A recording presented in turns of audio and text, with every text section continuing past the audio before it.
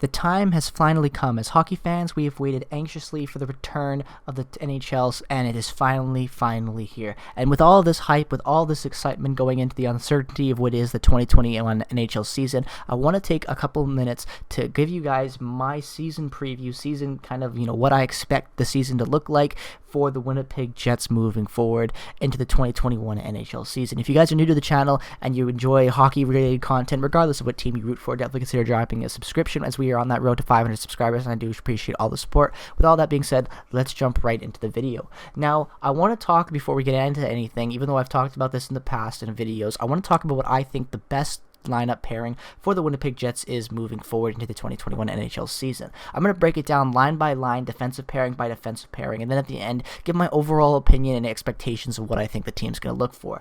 Starting off with the first line, more importantly, I think that what needs to happen this season is Nikolai Ehlers has to take Kyle Connor off of that first line. Nothing to do against Kyle Connor. It's more the fact that I think what Nikolai Ehlers brings to that top line is more valuable than what Kyle Connor brings. Kyle Connor, Patrik Laine, and even to extent Mark Scheifele and Nikolai Ehlers are all extremely good goal scorers. Mark Scheifele is going to score goals. Even Blake Wheeler is going to get goals. And when you have a line stacked with that much, offense-only type of talent, I don't really see that much success, and we've seen that in the past with the Jets in that line getting stale. And I think the way that Nikolai Ehlers has that puck possession, that speed, that dynamic kind of entry zone play that he has, similar to what McDavid brings to the Oilers offense, I think that paired with Mark Scheifele's vision, Blake Wheeler's vision of the passing, with his passing, setting up the offense, I think that would be a very good line. And I think that even with the potential of moving Patrik Laine over Blake Wheeler could even be more potentially game-breaking because of how Nikolai Ehlers passes, the way he has puck possession, and how he holds the puck in the offensive zone. If you watch Nikolai Ehlers, one thing he does very consistently and very well is maintain puck possession in the offensive and neutral zone. And I think that is something that the Jets desperately need on that first line, and I think he would definitely bring it, and it would definitely set at tempo, that high-speed tempo offense that the Jets desperately need to play moving into the next season. Now, when I look at the second line, I definitely see a lot more flexibility here.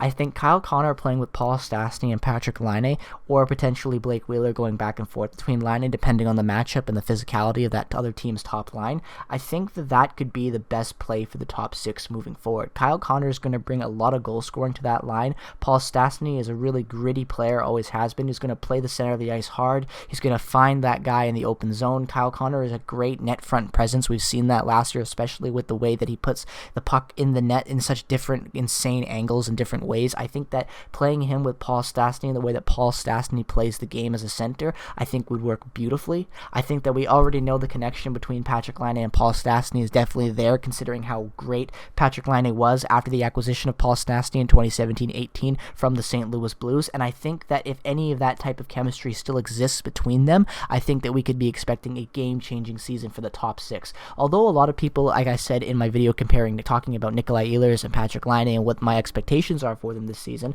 I think a lot of people, again, are underestimating what Paul Stastny has left in the tank. I think that there definitely could be a revitalization to his career. I think that he could have a renaissance year with the Jets. I definitely think that a 40-plus point season could be in there for him in a limited amount of games, obviously, since it's not a full season.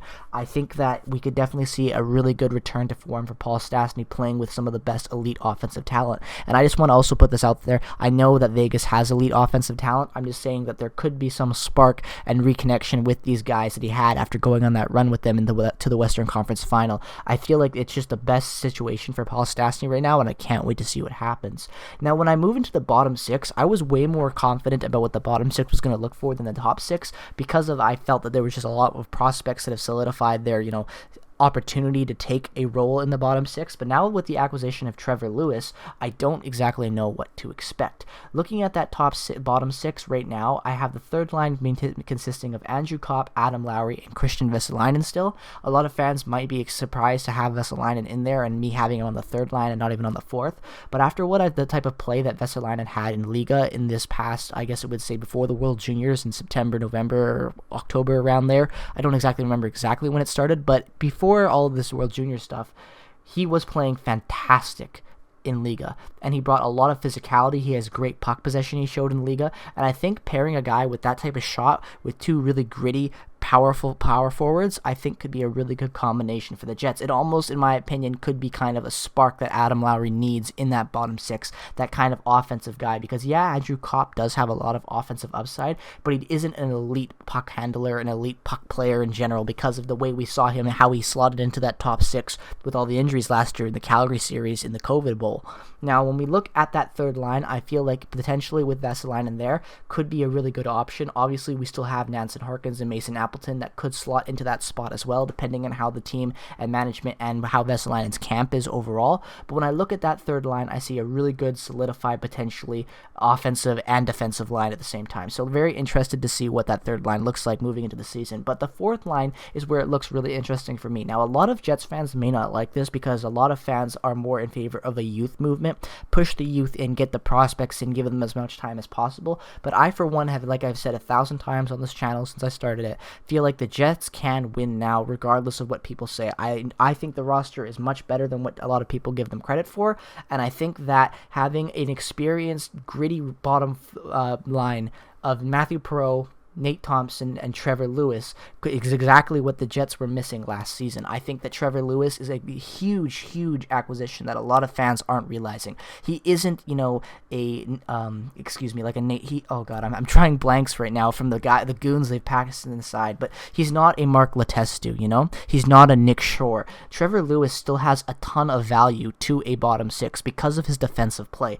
Any LA Kings fan would tell you that. I made a video talking about the PTO agreement with Trevor Lewis, and all I heard from Kings fans were compliments, well telling him to enjoy him, he's a treasure to have and all this. And honestly, even from personal friends who are fans of the Kings, think that Trevor Lewis has stuff left in the tank and is going to be a good acquisition for the Winnipeg Jets, and I for one believe that as well. Again, not a lot of fans would believe that, but I think that having a gritty fourth line with a lot of experience, a two-time Cup champion nonetheless on that bottom four line, I think could be a really good game-changing element to the Jets' play style with their hitting again, because obviously last year we lost Bufflin, we lost that buff factor, I like to say, where we have that guy who is just a huge presence on the ice, and I think that Nate Thompson and Trevor Lewis could definitely do that. And then Matthew Perreault, being a wild card, can play anywhere in the lineup, as usually a great vet to have, a team guy familiar with the team. I think that's a pretty solid fourth line in my opinion, and that's what I would like to see with that line starting at the start of the year.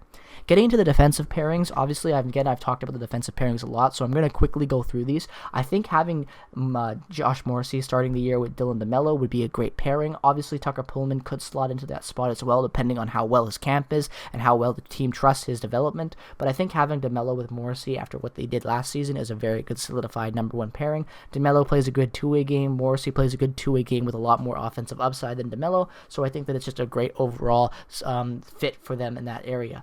The interesting pair I think could be a really good game-changing element to the Jets this season would be Derek Forbett playing with Neil Pionk. Forbett brings that defensive, stay-at-home type of guy, that reliable guy. I like to kind of compare him to the Mark Mathot, Erik Karlsson pairing from back in the day that took Ottawa to the Eastern Conference Final.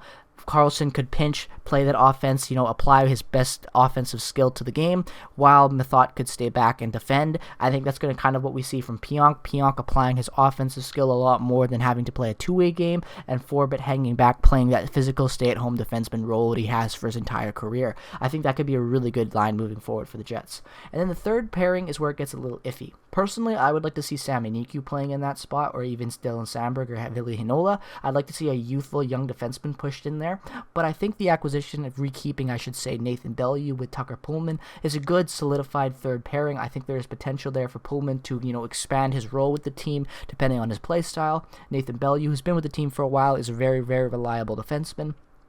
Overall, when I look at that pairing, I don't see too many flaws. It's not fantastic. It's not great. It's just a pretty average bottom pair, and I really don't see any problems with that. I would expect to see Niku get some games in that spot where Bellew is, as well as possibly Samberg. Not Spiza as much. I see Spiza as more of an injured reserve type of guy, only coming in for injuries. But I also could potentially, after how well Heinola played and the responsibility that he showed playing with Team Finland, he could potentially get a spot over Bellew or even Pullman for that matter. So again, a very interesting potential with that third pairing, but I think Bellew and Pullman is kind of more of the lock than what we're going to see possibly after and how they play and whatnot. But I think to start the season, a Bellew-Pullman pairing is more likely than having, say, Niku, Samberg, or even Heinola starting in that spot instead. And then obviously talking about goaltending, nothing really to talk about, brushing over it. Connor Hellebuyck is going to have another Connor Hellebuyck season. He's going to do what Hellebuyck does, and we're going to hopefully have a better season from Laurent Brossoit. Laurent Brossoit had a really good defense in front of him in his first year. The second year with us, he didn't have a good defense. He didn't do as well. I think the defense has improved, so hopefully Laurent Brossoit overall has a better defensive year. Now, my expectations for the Jets moving forward, like I said in my video ranking the Canadian Conference, I expect them to finish either within the top 3 or the bottom 3. I think that more realistically they could potentially finish 3rd or 4th. I think they'll be battling for that 3rd spot nonetheless more this season. I think that the best teams in Canada this year are the Jets, the Canucks, the Toronto Maple Leafs, and I also think that the Edmonton Oilers are going to be a good team this year as well. I don't think that they've made that many good changes, but I think that McDavid and Draisaitl are just going to do what McDavid and Draisaitl do, and I think they're going to tear apart Canada this year. But again, that's just my predictions. I'm curious to know what your guys' thoughts are on the Jets and what your predictions are for the season moving forward. Let me know all of your thoughts down in the comment section below. As always, guys, thank you so much for watching the video. Peace, love, and positivity, guys. If you're new to the channel, by the way, like I said at the start, please drop a subscription as we are on that road to 500 subs. I do appreciate any support you guys give the channel. So any dropping a sub, turning on notifications, it means the world to me. So thank you so much if you decide to make that decision. And with all that being said, guys, wrapping up the video here. Peace, love, positivity, like I just said. On a Go Jets, go, baby.